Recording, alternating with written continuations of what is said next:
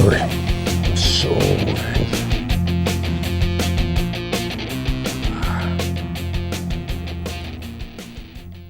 Now, being angry all the time is an inappropriate use of anger. But as we walk upon a journey in life to try to become better people, enjoy this life more and change and better the world around us, a lot of times we subdue our own anger. I've met a lot of people through life on spiritual journeys, and the one thing that I've seen in common is that a lot of them can't appropriately exhibit and show emotions of anger. And anger is a normal emotion. When people wrong us, anger is there to exhibit the injustices that are directed toward us. If we don't become angry when people wrong us, intentionally hurt us, or hurt innocent people around us, we stuff those feelings down. What happens is these emotions turn inward.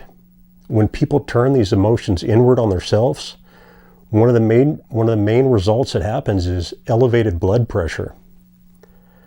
Now in life, you want to transcend and walk upon an elevated path, but you don't want to get elevated blood pressure.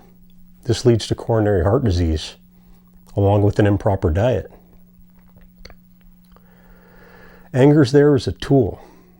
It's basically there to teach us and show us things that are inappropriate and wrong on this planet.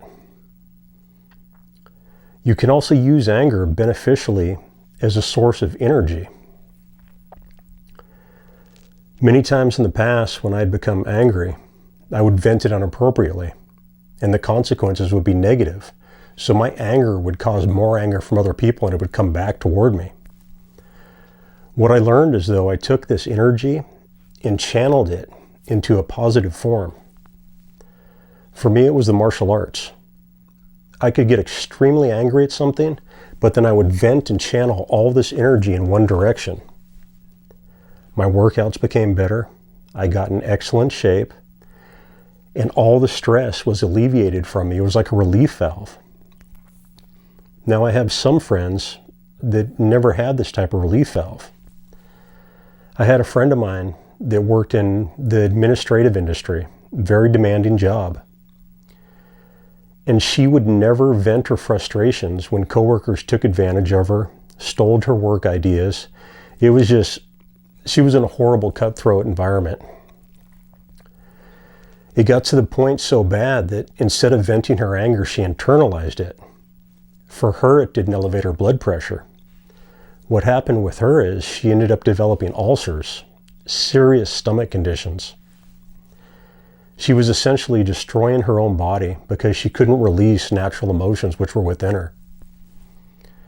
And I see a lot of people are, they want to be the real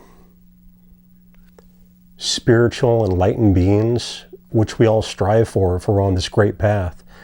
But in reality, as long as we're in these forms and these bodies, we have to be aware of all the normal emotions that come with them. And anger is just another emotion that we have to accept and master. Not try to subdue it, not try to push it off to the side. Let anger be as much a part of our day as happiness. Anger is as much a part of our day as sadness or any other emotion we experience. And when you use it in a positive way, it can force you into change. For example, if you're angry with your living situation, if you're angry with the job you have, if you're angry with the people around you and the negativity, it can give you the energy and the motivation to change your current circumstances. That's the positive aspect of it. Now, anything can become a negative. Some people thrive on anger the same way an alcoholic will thrive on hard liquor or drinks. You don't want to get so in tune to anger that it's the only feeling you exhibit for all circumstances. When it's an appropriate situation, then it's an appropriate reaction.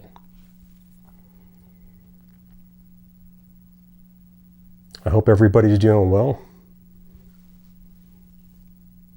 And continue your journey in life. Each day we take small steps. Another step is another step on the path of righteousness. We elevate higher and higher, getting towards the level of existence that we want to be, that we want to exhibit to this world. Big shout out, much respect to anybody that's working in the customer service industries. For years, I worked in different types of jobs in the customer service industries. That is a place where people really test you and really push your buttons. And unfortunately, they expect workers in these industries to be like some type of clone.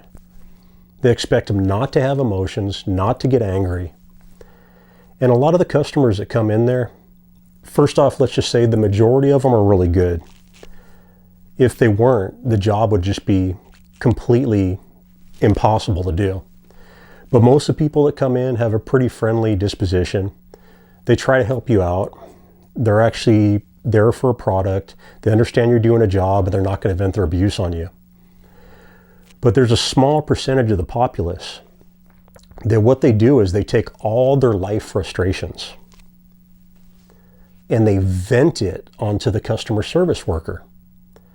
So you got a guy or girl behind a counter making fast food, working long hours, not making decent money, and you have these jerks coming in there and taking all of their frustrations and dumping it onto these workers.